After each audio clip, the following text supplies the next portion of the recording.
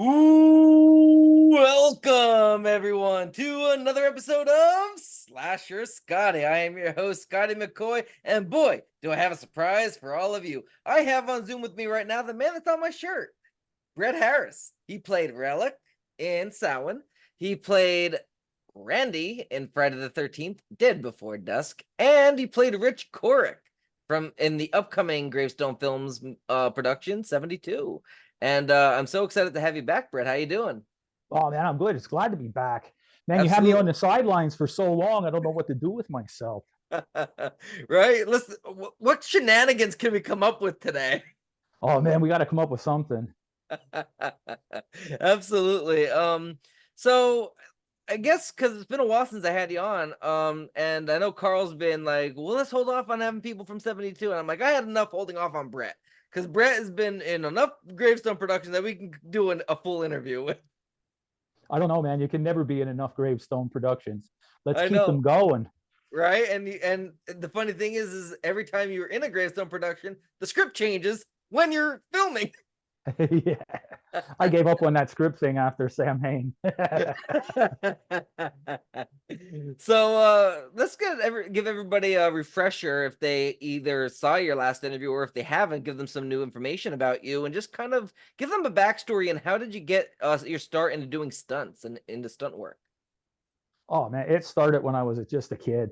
Um, it's really kind of crazy because I used to get bullied a lot as a kid, Mhm. so I got a high tolerance of pain pretty early off. And I was never really great at anything I did, but I was always kind of good.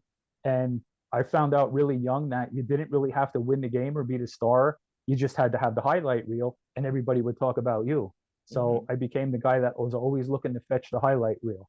And that kind of is what got me into the stunts because I wanted to go bigger, badder, farther, and crazier than any of my friends did. So they would all talk about me. It's That's actually basic. pretty cool. It's a And big it's funny show off because thing. you were back then you were probably breaking your arms and getting cuts on you, and now you're giving all that to your children.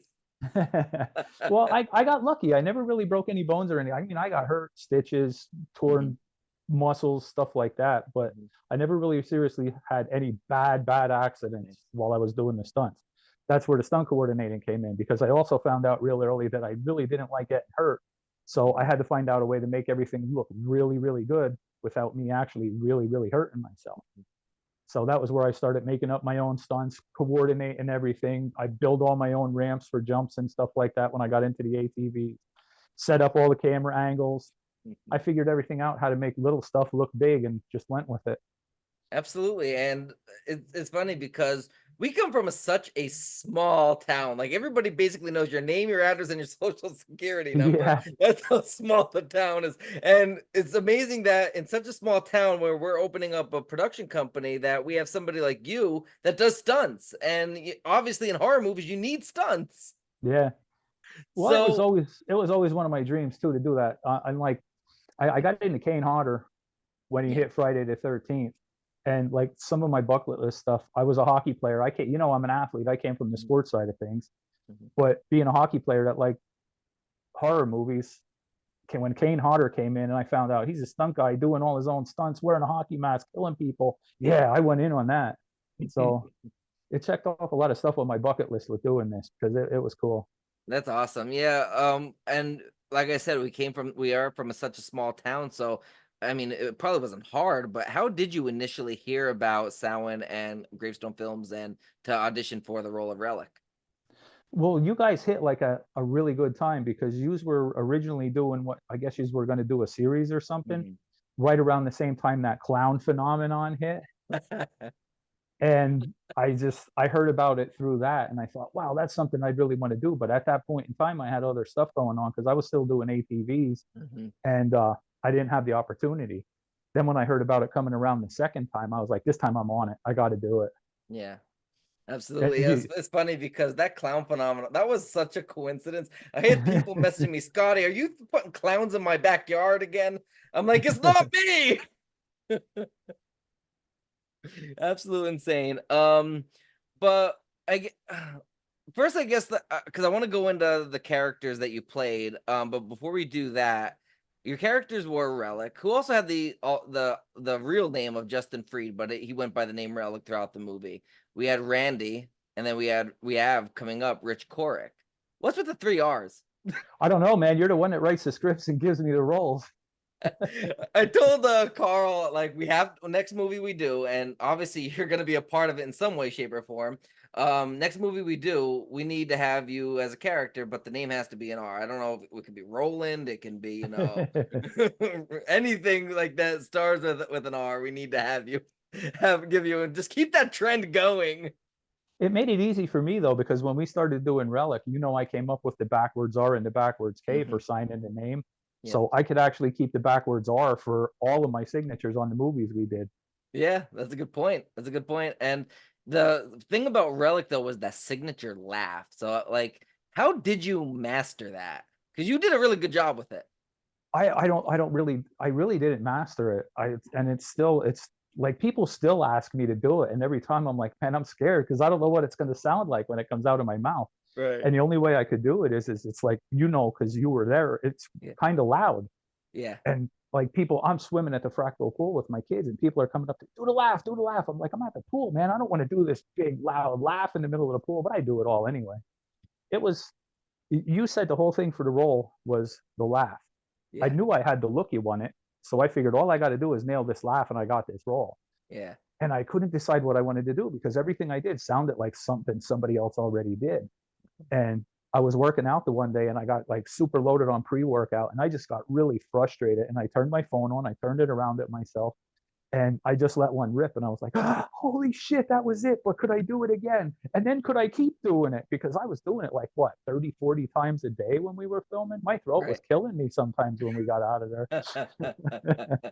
Yeah, that was the thing. And the laugh you gave was the laugh that I was really looking for because that's the way I imagined it in my mind. It has to be creepy, but it has to be unique and original.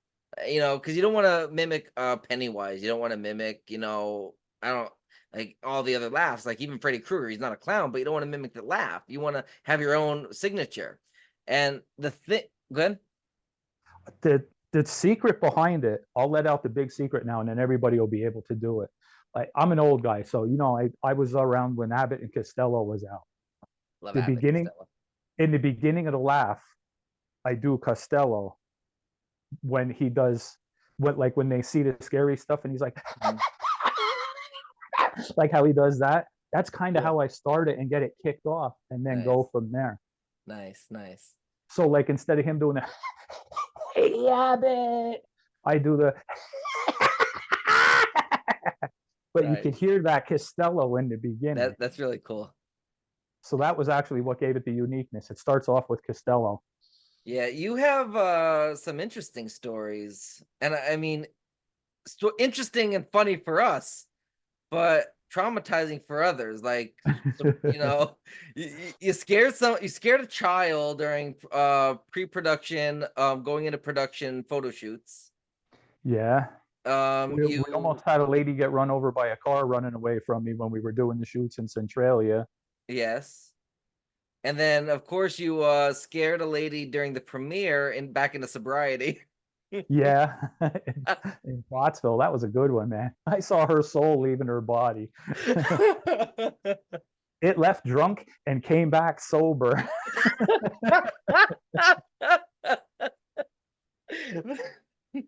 And anybody that doesn't know our area, like that is a lot of our area is drinking and drugs. A lot of it really is. And yeah, especially lately. Yeah, and you really got her good. Like she was walking by, she was probably thinking, "Am I hallucinating?" At first, like, "No, I'm not." Woo! And then the taser incident at the Comic-Con. That's a horrible time to freeze out, Scotty. I know, right? Now we got to wait for it to come back. Yes. There you go. Are you back? Yeah, I'm back. Awesome. So yeah, and then of course at the Comic-Con, you had the taser incident. Yeah, that was supposed to be fake, but it was set on. I guess it was like set on low or something because I did get a zap out of it. I wasn't expecting anything, and I ended up getting. It was like a bug whacker zap out of it. That's really awesome. So as we mentioned, you played RelliK, Randy, and Rich. Oh, and Rich. Well, Rich, nobody ever seen yet. That's gonna be coming out when 72 comes out. We're still editing. Carl actually got back to me 2 nights ago, and he was editing, and he was asking me for my best shot, and he's like, I can't look at these anymore.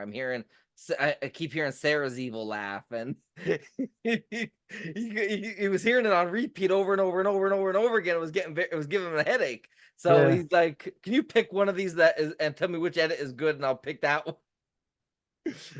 But you played RelliK, Randy, and Rich. So what was the more challenging role to play? Um, I'd have to say Rich, because Mhm. I really wanted to evolve on that one. And I always say it, and I'll still say it now. I'm not an actor. I'm an athlete. Mhm. That's how it is. And as RelliK, I I mean I threw some acting in there. I think I did pretty good as RelliK. I Mhm. mean, I've seen a lot worse killers out there anyway. And then when Randy came on, it was a totally different character because I got to play Mhm. the crazy guy in the woods. I Mhm. wasn't necessarily a killer. I was just a crazy redneck, You were which the isn't, crazy Ralph. yeah, isn't too far away from who I really am anyway. So I got to show a little bit more acting there. And then with the role of Rich, I just felt like I could really take that to the next level. Like Mhm. I'm really excited for that to come out because I think I did a pretty good job on that one. Yeah. You even got too bad you didn't get them something coming on or whatever. Yeah. You even practiced to cry. Tell everybody that story. Oh, that was I was so just because that was one of the scenes that we actually didn't get to shoot. That was one of the ones that we ended up missing due to an actor not being on set. Yeah. But I was working through the whole thing. I was working up to that one scene. There was one special scene that I was going to prove to everybody that I could be an actor too. And like I was just trying so hard because I wanted to surprise everybody. And it didn't say anything in the script about me crying, but I thought, you know what? I'm going to let her rip and I'm going to have tears rolling down my cheeks on this one. And I was like thinking of all of these sad things and I was trying to do all this stuff. I actually had myself depressed for a little bit because all I kept doing was trying to cry. And then we got to the point where we had to change the script and we never got to that scene. But I did sneak the crying in another spot There you go. So you because I got your remember crying. it freaked Yags out. I remember Yags looking at me and laughing. He's like, I can't do this with him like that. I can't do it. And I'm there trying not to laugh with tears rolling down my cheeks. Oh my God, that's hilarious. Yeah, I mean, it just shows your dedication as, trying to get better at the craft, and as you mentioned, like Rich is that lovable husband kind of character. He's not a crazy killer. He's not a redneck hillbilly bounty hunter type of guy. He's Yeah. this devoted husband, and you're trying to, perfect him to be this caring guy that people can get behind. You know what I mean? Well, all three of my characters have been completely different from each other. Yeah. So just the fact that I've been able to pull that off is crazy all on its own as far as I'm concerned. I'm not, I'm not, like the total freaking definition of fake it till you make it, I guess. Absolutely. So what was your favorite kill in Samhain? There was a couple of them that were really good, but I'd have to say the one with Gage because I had a bunch of little Easter egg things in that one just because it was my own son. Yeah. So I hugged him to death. He was my son, so the only way I could kill him is by hugging him to death. Yeah. That was pretty cool. And then when I flipped him over my shoulder and was walking away, I put up the hand behind me like this. That was a Yeah. throwback to Kick Butowski, one of my favorite cartoons, and where I actually got Danger Dude from because Kick Nice. Butowski's nickname was Danger Dude. So Nice. I got to And hug my son to death and gave a little shout out to Kick and he even Butowski. said pineapple juice. Like that was Yeah, something, and right? that was a viral video at the time, and we threw the pineapple juice thing in there. Hmm. Yeah. And then like it was a shame that the lighting wasn't better. We tried using natural lighting, and I wish we would have did the lighting better because Gage actually spit out a bunch of blood onto your face and it went On the into your no, he mouth. spit it right into my mouth. That was great too. I wish you could have. Well, when I did the redo on it, I lightened it up so you could see it a little bit better in the redo Good. that I did with the killer cut. But Awesome. yeah, when I hugged him, he was supposed to spit it off to the side, but I hugged him and bounced him, And I had my mouth open because I was going to do the laugh while I was doing it. And I opened my mouth up to laugh and he spit it all right into my mouth. Yep.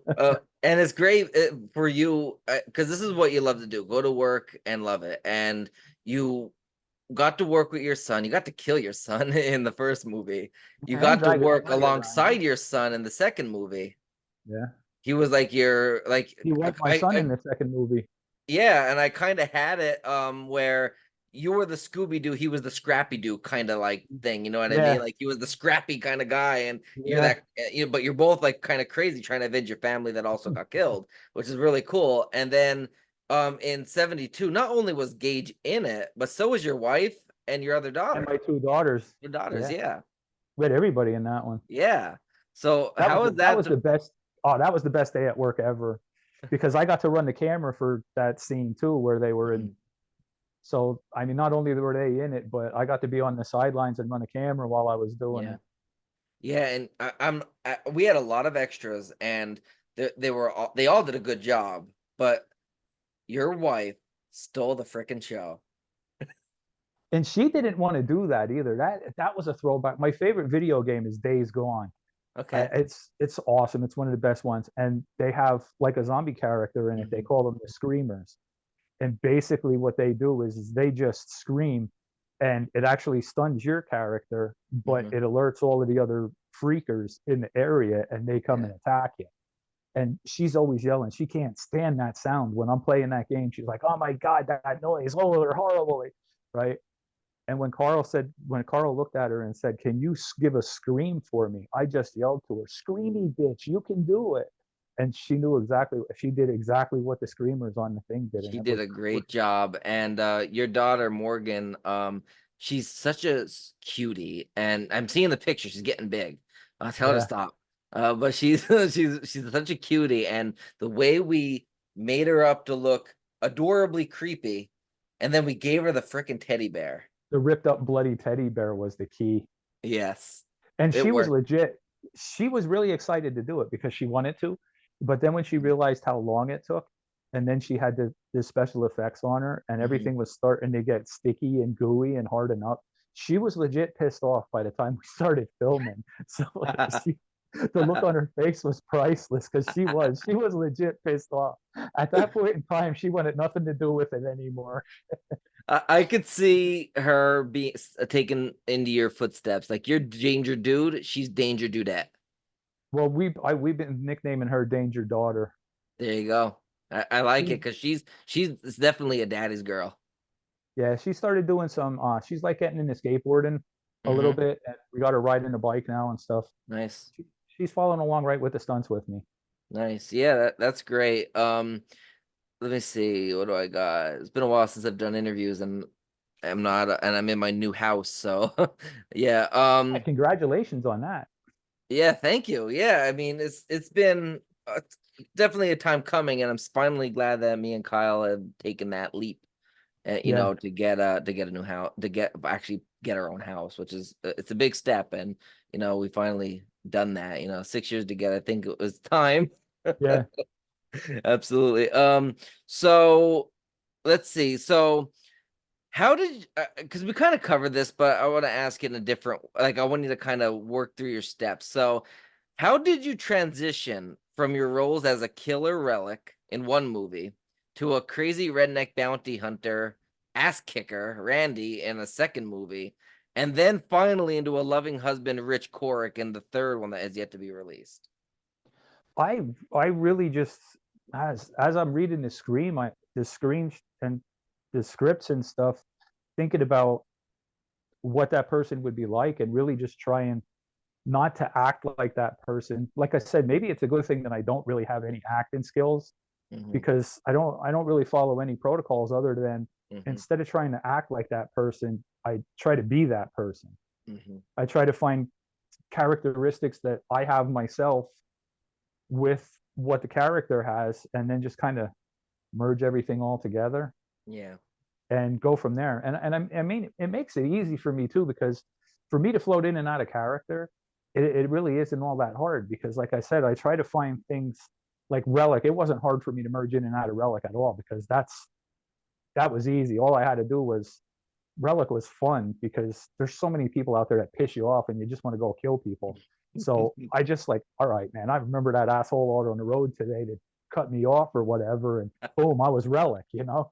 Right. And Randy, I'm pretty high strung and everything. He wasn't too hard to float in and out of because again, I just found the similarities. And a lot of what it is with these characters is just taking things of me that are like what the character is and either turning it up a couple of notches or turning it down a couple of notches. Yeah, absolutely. And yeah, with RelliK, like he had a very complex backstory. Because he wasn't he wasn't a Pennywise. He wasn't an Art the Clown. Like, he wasn't a clown. He was Yeah. a human being that escaped a mental asylum and just donned the clown based on a multiple personality type of disorder. Like, the mask was just there. Like, it just called to him. And he just donned that persona. So it just became, and I really I would like to do a sequel, a backstory kind of thing, because I think it would be cool. Like, we had a lot of plans for that, like actually burning up a building and having it look like Dude, I'm just waiting on you. I know, but and I really, but if we did it, I would like to do it different. Like, of course, I'd be in it again, but I would like to do it different. I don't know about the nerd thing, but again, it was a low budget movie. It was our first movie. We didn't have funds. Like, everything that we paid for it was my money. Like, it was every 2 paychecks. That's what I put money towards. But with Indiegogo being a thing and being bigger now in the industry, we can get people to donate. Oh yeah, I think with everything that we've all learned since then, we could really, and that's why I'm so excited about it. And I'm a pain in your ass, man.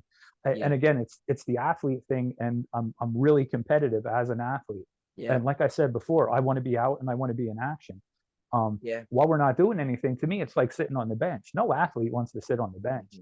Like, I'm ready to go. I want to get in the game. I want to play, and that's why I'm always a pain in your ass. Like, Scotty, come on, what are you working on? Like, hey, Scotty, what are we doing? Hey, I got an idea. Like, I throw a million ideas at you, trying to get something to spark you to be like, hey, all right, let's go do it. Yeah, and I think we were really safe with you the first movie just because we didn't know what you were capable of, and then we saw it. And then we kind of improvised things. I know the scene where you come out at Kelly in the bushes of Centralia with the balloon.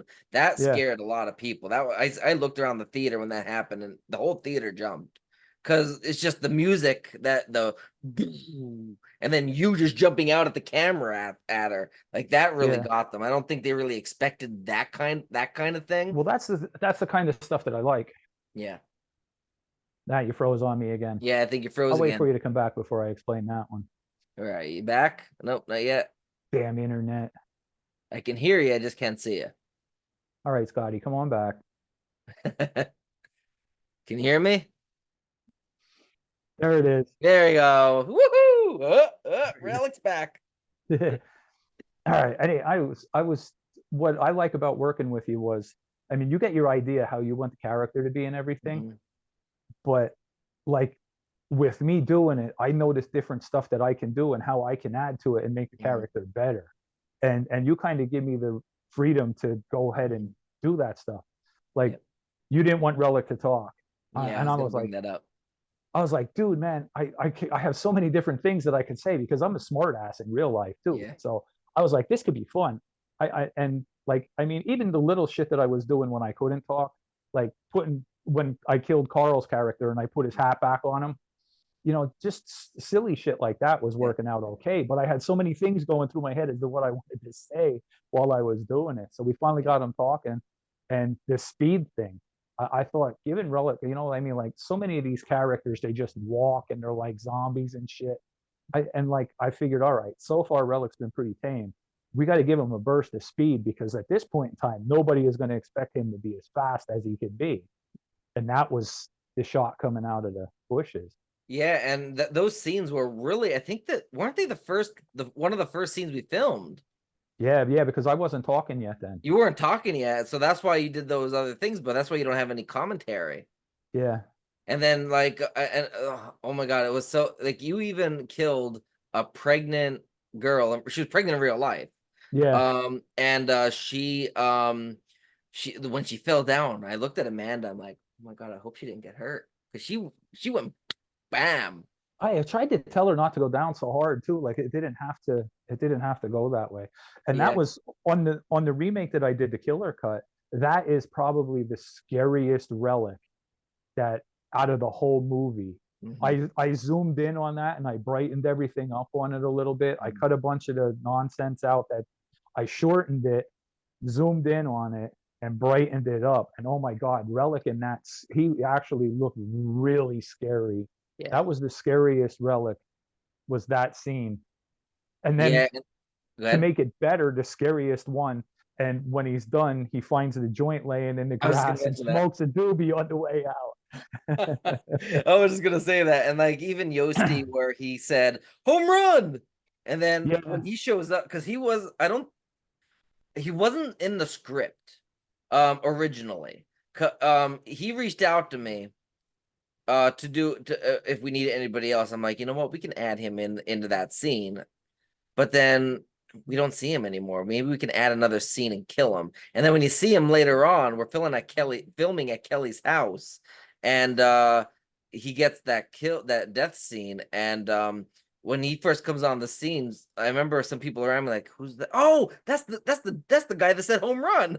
yeah, yeah. And that was So, funny too. When we did the one in the park, he started out running away on the grass, and mhm. then it turned to the basketball court. And if you have headphones on that scene, I know at least on my remake of it, because I boosted the volume a little bit Mhm. here and there to get it better, you could actually hear him falling and splatting, because when he got off of the grass and hit the asphalt, he legit tripped and Mhm. slid across the asphalt. You could literally hear Oh him my god, smacking the that's so ground and then funny. sliding across it. I remember him falling, and we laughed, and we were hoping Abby got that on camera, and I don't think she did. It was just off camera. Yeah, and it was so funny. Oh my god, that was so funny. Yeah, and like I said, low budget movie, but it was great. Like Greg even said to And me, we're on pause again. "Oh, yep, froze again." Ladies and gentlemen, we'll be right back I after think these it's very this whole short. Wi-Fi calling thing that's screwing me. The whole thing. You back? Yep, I'm back. Okay, there we go. So I know Greg even mentioned, he's like, Sound is a very low budget movie, and it definitely has its faults and its flaws. But he said, I've never, and this is where I take inspiration of creative kills. And Yeah, I'm glad it went noticed, especially with Greg, because Greg loves horror movies and he knows. And Greg said, I never saw anybody die by being drowned in a bowl of cereal. yeah. Like, and it was funny because I didn't realize this part wasn't in the script. Like he ad-libbed this, but Canyon, who played Jamie, her father, real life father and on-screen father, when he came into the scene, he goes, she's dead already. Her face is in the milk. And he goes, Jamie, we have spoons for those. Yeah. When I heard that, I'm like, I did not know he said that. I missed that on set, but oh my god, when he said that, that was so funny. That was good. Yeah, that was good. That was really funny. Um, so let's go into oh, actually, before we go into that, I want to say that Greg Gilbert, dude, what do you think about him? He's all right. I can't say anything bad about Greg. I know. He's a good guy. Yeah, Greg's great. Yeah, I have actually interview because I usually interview him in December, but I'm back in grad school, so I usually only do interviews now. I was gonna do them in the summer and the winter break, but it's hard to do it during the winter break because I'm, back and forth from Pennsylvania and the holidays and all that other stuff. So I just sticking with the summer until I'm done school. And I told Greg, I'm like, I didn't have you on in December. I'm probably not gonna have you on in December this year, but I do want to have you back on the show, especially since you had me on many of times and you promoted a lot of my stuff. So I messaged him and I'm like, I'm gonna get you on. Like Oh, when I messaged you, I we're told him I'm froze gonna get again. him Damn on, it. and I have him on Friday, I believe. So that's really good. Are you there? I think you froze. All right, Scotty, you can come back at any time now. You there? Yeah, I gotta find a better place to do this, man. I'm telling you, my house is horrible for this Wi-Fi shit. And I don't know why, because my Wi-Fi thing's right behind me. Oh my god, I know, right? Yeah, so I have Greg on Friday, I believe it is. But I told him that I was gonna reach out to him when I messaged you. I told him I was gonna get back to him. Like I told you, I think I told you at the end of the week or whatever, I was gonna get back to you for a date for the next week, and basically said the same thing to Greg. And I booked Greg for Friday, and I got you for tonight. And I'm excited to have him on. It's gonna be a long interview, but I'm excited. Actually, it's not gonna be a long interview because he has an appointment. I think we're only limited to an hour, but Oh yeah, he can talk, man. yeah, he can talk. I think the longest interview I've done with him on his show, which by the way, anybody watching this, check out Python's Paradise. Great show. I Yes, really love awesome it. show. Yes. I agree. But I think the longest I've been on a show was like maybe 3.5 hours ish in that frame. And I Yeah. think the Oh, I don't go shortest was that like, long. yeah, I think my shortest was maybe close to 2. So they've been long interviews, but they're fun, and we have a good time. Greg is a great guy, and we have a good time talking. And yeah, he's a really good guy. So anybody watching this, check out Python's Paradise on YouTube, and I believe he's also on Spotify and Apple Podcasts and all those other podcasting platforms. I got him set up on those. Yeah. Um, He's that but guy that I'd like to get on set in a movie and kill him. And I'm gonna kill him by stuffing stale cereal down his throat and making him choke on it. while he's looking at Scotty boxers. Yeah, and then put a pair of Scotty boxers over his head to finish him off. Oh, speaking of that, because Greg, and I know Greg is gonna watch this interview. He loves you and he loves me, obviously. So I think Greg is definitely gonna watch the interview. So we gotta tell the story to him and to everybody else, even though Greg knows it. But when we were on set of sound, I have these pair of boxers that Kyle got me for the set, and they have my face all over them, and nobody saw them. So the laughs you saw in the movie are genuine laughs because they didn't expect it. Yeah, So tell everybody what you saw when I had the boxers just on. it was crazy. The one thing that always made me laugh about it, and I tell Greg all the time too, is pretty much what happened with that movie was everything was a one shot and done because Yeah. the director and the camera person didn't want to spend any time on anything. It was one shot, everything was done. Mm-hmm. So there were 2 scenes in the movie where it went multiple shots. One of them was you in your boxers, and those boxers were small. They didn't exactly fit you right. They were like a schmedium, and you needed an extra large. So the top of your ass, it wasn't just your ass crack. It was like the whole top of your ass was sticking out of them. And you bent over the one time, and like Amanda's nose was all but in between your ass crack, and everybody was losing it. And then the worst part was when it showed up in the movie, you couldn't see your face on the boxers anyway because nobody ever really put the camera on just Yeah. the shorts, so you couldn't see your face on them anyway. Yeah. But we shot that scene like 6 times, so because you weren't happy with it and you kept wanting to do it better. So we kept shooting it, and every time your ass went right to Amanda's face like a magnet. That's crazy. Man, if you look at the final shot in the clip, you can see Amanda going. Yeah, she was had it. She was done with it at that point in time. She's trying to like act and try to do the laugh because it's funny because it's supposed to be, oh my god, his face is on his underwear. Yeah. But she's like kind of like making it look like she's laughing, but she's really pissed off that her face is literally in my ass all these times.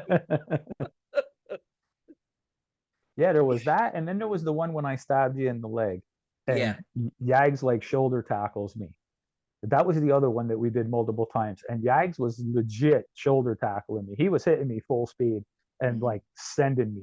Gage was standing there, and he said, "Damn, Dad, you flew like 2 feet through the air that last time." And we did like 6 takes of that one too. And then on the final edit, all you see is him coming running in, and I disappeared. You didn't see me flying, rolling, landing, nothing. Yep. I feel so bad for Yags during the running scenes, especially when after the aftermath of being stabbed. Because it was funny because everybody laughed because I'm a little heavier, I'm chunky, and he had to lift me up while I'm on the ground because I can't put any, and it's like dead weight because I just got stabbed in the leg. I have to make it dead weight. I can't put pressure on that leg or people are gonna, it needs to come off authentic. So he's lifting me up and he makes a comment, "Oh my god, you're so fat." and then he had to run with it was like after we ran and got off the camera, cut. Like, okay, fine. We didn't have to run all the way back to the house because I think we filmed that scene like a different day than that other scene. Yeah. And then but then when we were filming the other scene, I felt bad for him because he was literally had to carry me all the way like down the street up the steps in the house and throw me, like swing me On the onto the couch. couch, and he was Didn't he exhausted. didn't he hit your head off something going up He the hit steps? my leg. He hit my already stabbed leg off of the lamppost. He hit my elbow off of the door hinge, and I think my head hit the side of the car. I think I got injured more in that movie than everybody combined that got killed. I got impaled like in the leg briefly, from the rusty fence at Centralia when we were Yeah. walking. Just when we were walking. When I got slashed on the arm with the knife, and I was supposed to hold the knife. If you notice, I switched my arm. It Yeah. came out that I actually dislocated my shoulder when I went to swing at you, and remember, Oh and that's no. why it's off camera, because I was really hurting. Yeah, Wow. I got hurt a lot. For somebody that doesn't die in the movie, I got hurt a lot. Yeah. Yeah, that's definitely why we got to do another one. And then 4 years got away. I That's know. horrible. Three, four, Amanda, four, yeah. Yeah. Yeah, 4 Yep. years got away. I'm a horrible Yeah. killer. I let 4 people live. Right. And then I I know, need redemption, Scotty. I need redemption. yes, absolutely. I know, the I like the Shane death. I think that's one of my favorites because you do the tickle stick. That's pretty cool. Oh, that turned out to be such a big joke too, with Yeah. husbands chasing their wives around with a tickle stick. Oh my god, I know that was so great. Like even like at when we had the premieres at not the premiere, like the showings in Pottsville at the Majestic. People came in not expect. I told them I would hype them up. Like, no, this is a low budget movie. Don't go in here thinking it's going to be an A-list Hollywood blockbuster. There's going to be a lot. There's a lot of mistakes that were made, a lot of things that we learned, but it was a fun movie. This is the community coming back, and we learned and we adapted, and we did. And Yeah, everybody watched it, and they're like, that was actually pretty not bad for amateurs, like for people that are making their first full feature. It actually wasn't bad. there's a lot of really funny stuff in it if you pay Yeah. attention. Yeah, it really is. Like even like when you're on the car, like we're coming out of the house, just randomly coming out and talking, and you're on top of the car saying, "Hey fellas, you want to clown Yeah. around?" Like it's got a lot of funny quirks in it. I really liked it. Yeah, I think it was a lot of fun, and I mean, I even had directed a couple of scenes in there. Those smaller scenes, but I did Catherine on the phone that was near the end of the movie, and I did the kids in both Gordon scenes or whatever that we filmed, Yeah. which was a lot of fun. Yeah. So before we wrap things up, you have the bicycle challenge that you do to fight kids' cancer. So can you tell everyone about this charity and how they can help donate to help fight kids' cancer? It is the Great Cycle Challenge. It's done by Children's Cancer Research Fund. Um, Basically, what it is a bicycle challenge. The riders will pledge a certain amount of money that they feel like they could raise, and they'll pledge a certain amount of miles that they're going to ride on their bike. Now, the mileage has to be ridden in between, well, through the month of September. You actually have the whole month of September to do however many miles it is that you pledge you're going to ride. Mhm. Um, this is my 8th year of doing it. So far, in the 8 years I'm doing it, I have ridden a total of 1,427 miles Wow. and raised $8,634. Nice. Now, most of the miles that I ride too are on a fat tire BMX bike, Mhm. and I don't ride on the regular road. A lot of what I do is pole lines, trails. I mean, we live in coal country, so a lot of it's Mhm. like coal roads. I stay in the dirt. A lot of times I might ride my bike for 4 miles and push it 3 miles up hills. Mhm. So I make it hard on myself. I don't make it easy. This year, I went back to what I normally do, pledging that I'll ride 150 miles and I want to get $800 in donations. But I always throw it out there. If I double my donations before September 1st, when I start riding, I'll double my miles and I'll ride 300 miles during the month. Nice. I'd like to do that this year because I haven't done that yet. I That's throw great. that offer out there a lot, and I haven't done that yet. And if you want to make me hurt and make it real hard on me, double those donations, because the most that I've ridden is 262 miles in the 1 month, and that was last year. Nice. I have not gotten near 300 miles. Nice. That's and it's great. It's a great charity. It's for to fight kids cancer. I mean, who doesn't want to Yeah. help fight kids cancer? You know, I mean, cancer's bad enough, but when it affects children, I mean that's really, that this is a great cause. You know. Yeah, if you want to donate or just follow along on my ride, my main ride page is greatcyclechallenge.com. And then you have /riders/Brett Harris. I Okay. also have it on all of my social media. Any of my social media, I changed everything up on that. So it's all like just one thing now. You can find me on any of the social media, Instagram, Facebook. Mhm. It is at OG Brett Harris.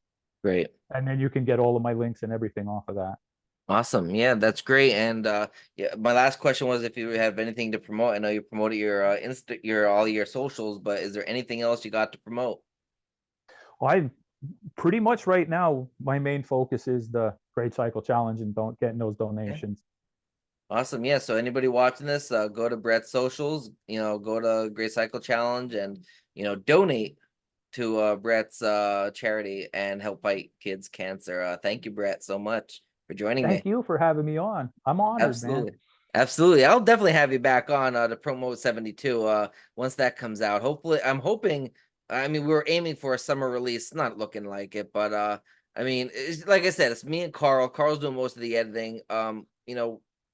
We have families, we have full-time jobs, so it's hard. Like with sound, it was different because we outsourced the editing. We Yeah. paid somebody to do it, whereas we're saving money and doing it all ourselves. So it's really when we get to it. But it's coming along and it's actually looking pretty good. It's looking, I mean, sound was good, especially because it was low budget. 72, if you compared the two of them, 72 is looking like a masterpiece. It's looking great.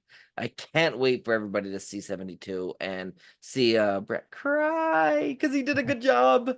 Well, I'm looking forward to it because I mean, 72, and this is another one of the things that just drives me absolutely insane, sitting and waiting for it to come out because Mhm. I had such a big paw print on that. I mean, Yeah. I was Rich. Um, Carl, I don't know if he's still going to do it or not, if it's going to fit in there. He was going to put my one song in. Hmm. My whole family's in the movie with me. Yep. I mean, I did camera work, I did boom mic work, I did the stunt coordinating, I did the fight choreography. I can't Yep. wait to see how that one fight comes out too, because Yeah. that was a big change because that was another one of those ones where I planned for like almost a week as to how I was going to do it, as to by what the script was, and then we got there, and Carl's like, we're not going to be able to do what was in the script. This is the area that we have. Come up with something, and I thought I came up with something pretty good. Yeah. Yeah. And it came out. I'm not gonna lie, it did come out good. There's a couple of scenes that was a little, and it was hard to, that's gonna take a lot of editing tricks. One of them is the party scene. That's gonna be a little difficult to come about. We actually skipped that scene for editing for right now because it's gonna be a lot. Just because it thunderstormed when we were filming, Yeah, and it yeah, really that was really put a damper on it just for equipment purposes and safety for everybody. And we had to do a quick cleanup and everything because it was getting really bad. And that really put a damper on our party scene. So hopefully, and it's hard to refilm all that now because everybody's hair changes. It'll mess up the continuity. So it's just yeah. editing will fix what we need to fix. So, but yeah, thank you, Brett. Hope you have a great rest of your night, though, buddy. Oh, you too, man. It's great to be Yep, on again. absolutely. See you later, buddy. All right, take it easy. Have a good Bye. night. Yep, bye.